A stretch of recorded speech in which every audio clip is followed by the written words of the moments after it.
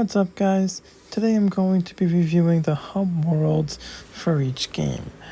Unfortunately, I am unable to screen record on my Xbox 360. Hopefully, I figure that out soon to actually do better content. So, I'm just going to be doing pictures of them. Hopefully, it is good. So, obviously, the first game is Sparrow's Adventure, The Ruins. Honestly, in my opinion, I do like the ruins. I like the Court of Light. But here's the thing. When you end the game, the sky is red. The music to me is beyond depressing. It's like, I don't know what they were going for there. It is just sad. It is depressing. And it is just not good at all.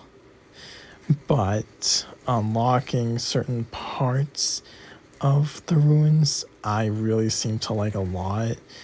And the fact that for the first game, being able to only go to the water with obviously certain terrain, the Skylanders, I also find really, really nice.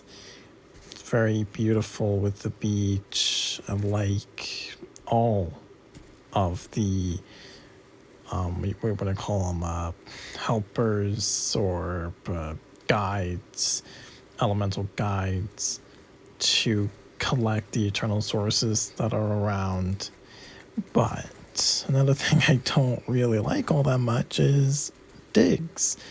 I like him in the other games, he's nice, but I think that Activision could have easily done something better for the fire element.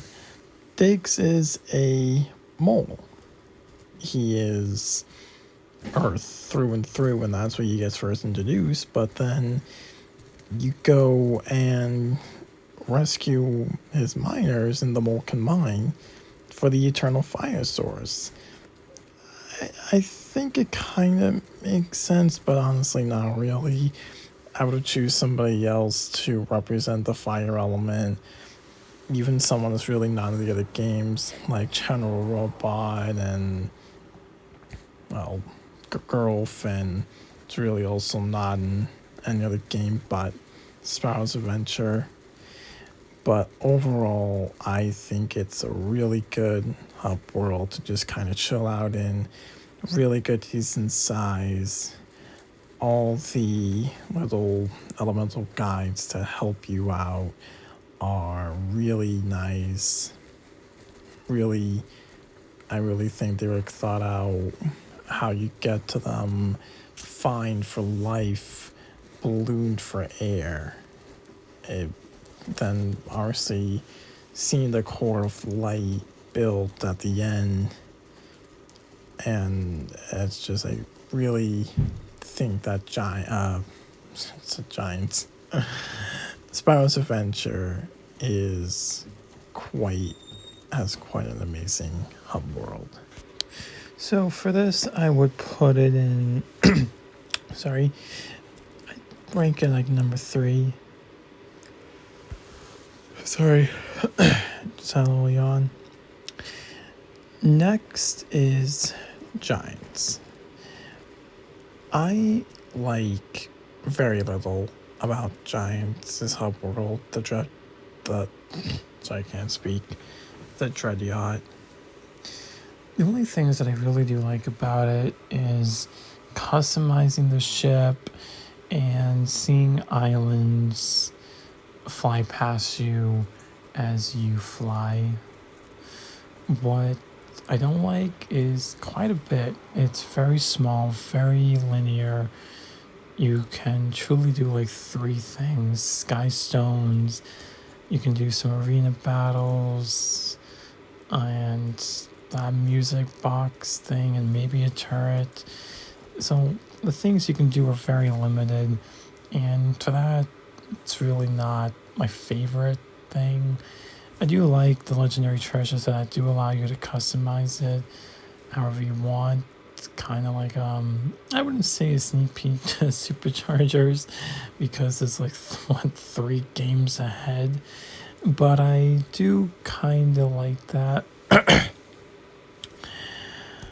But overall, Giants is very small, money very limited, and I put it in like last place, 6th place for me.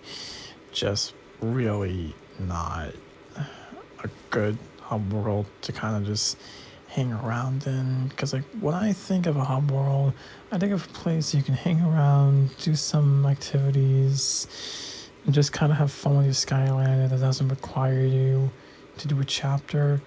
Giants, not up there, so it's ranked number 6. Next, Woodboro.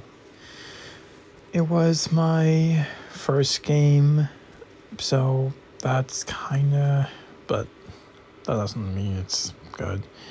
It is good. I like the size of it. I like the magic circles that you see throughout the Clockwork Islands. I like all the stuff you can do. The pool, the rainbow bridge. I like that you can see like almost like a 3D scale of the Tower of Time and Shipwreck Islands. Very cool. I like the Under Hollow, the elemental gates underneath. I think it's almost hard to say a negative to Whitborough, and not just because it was my first game, but because I can't really seem to find anything bad about it. Money is okay. I like hanging around with burrows, a really good, decent size. Not too big, not too small. You can do quite a lot, like the turn and all that stuff. So, if I had to say a negative, actually, I don't know if I personally would say a negative to this hub world Woodboro. Actually, no, there is one. When you go into the game, and this might just be a me thing, I don't know if you can end this or not, but if you can, I'd love to hear it. Rufus talks, not a lot, but enough time where you're just like, I don't want to listen to this, I just want to play my game. I don't want to do much. I don't want to talk to you, Rufus. I want to go around Woodboro for a little bit. But besides that one little negative, I rank at number 2. What's ranked number 1? Easily, the Trap Team Academy. There is nothing negative I can say about it. Kind of like Woodboro. But I think what really puts the Academy over the edge for me is, first of all, it's the training ground for the Skylanders. It's pretty much sets off the last 3 games within the Academy, so I think it's pretty important. But the amount that you can do, first of all, money is amazing to get. Like, I can upgrade any Skylander without leaving the Academy. I love all the hidden places. I love the magic gate. I love how each legendary treasure, kind of like Flynn's ship, gives you a new design element to the Academy, but better. I honestly really like the Academy because also I love the Scarlatones. I love the game room, the observatory, legendary treasure that you get at the futurist Skylands. I like the library, that little area that can only be done by minis. I truly think I've only gotten to that area once, and I haven't been able to do that again. But sorry. But the Academy is a really good size. I like sometimes like hanging around the Academy with the villains, all the different rooms. It's a really amazing hub world, super fun to be in, super fun to just kind of play either as a villain or a Skylander. There really isn't anything negative to say about the Trap Team Academy or Trap Team period. Next, Superchargers. I put that as like number 5 maybe, only because it is pretty small. The only things to really do are the vehicle sections, and that's kind of why it's in my 5th spot. There are certain areas of the academy that can only be accessed by vehicles, and a hub world to me should be accessible to anything. It's basically just saying if you don't have a sky or a sea vehicle, you cannot go to certain areas in the place that you go to get all your missions and stuff, which to me is a pretty big negative. Honestly, like if I didn't have a vehicle of like the sky, almost an element terrain, I couldn't go there. And it's just nothing that I think I, as a player, like. But besides that, the game room, I like the game room, honestly. I do like the races, but for me, Superchargers is all racing. It's not the best gimmick, and the academy at Superchargers is kind of proof. I don't really go there a lot to really say much about the academy and Superchargers, so it's not really the best place for much. I do like the legendary treasures. They are nice, but really there's like these places in the academy that can only be accessible to certain vehicles, and that's just not great at all. Finally, taking the 4th and final spot is the MAP. I like it to the point where the chapters are 3D. You literally travel to where you want to go, and it is pretty big. And as you progress throughout the game, more places are unlocked, like Chaos's Castle and certain islands. It's pretty beautiful, honestly, and because it's so big, probably the biggest place ever, you super speed to get to the chapters as quickly as possible. I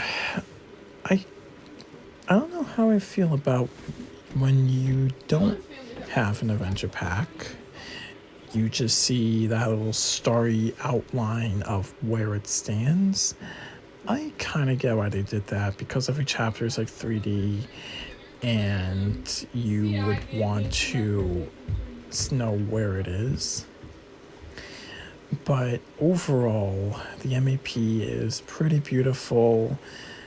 By itself, the MAP doesn't really have a whole lot to do, besides maybe the surprise attacks or just walking around. So there really isn't a whole lot to do at the MAP by itself.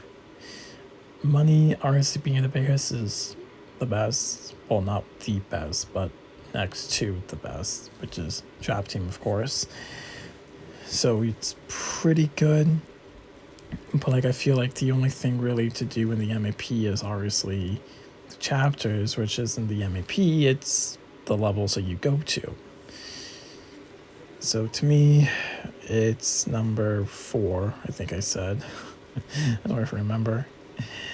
Because there really isn't a whole lot to do. It's massive, and it's really, it is beautiful, I'll give it that, but comparison to others, not the greatest. Thank you all for watching the video. I really hope you like it, and hopefully when I'm able to screen record on my Xbox 360, you guys should get, hopefully we're going to get better content. Thank you for watching.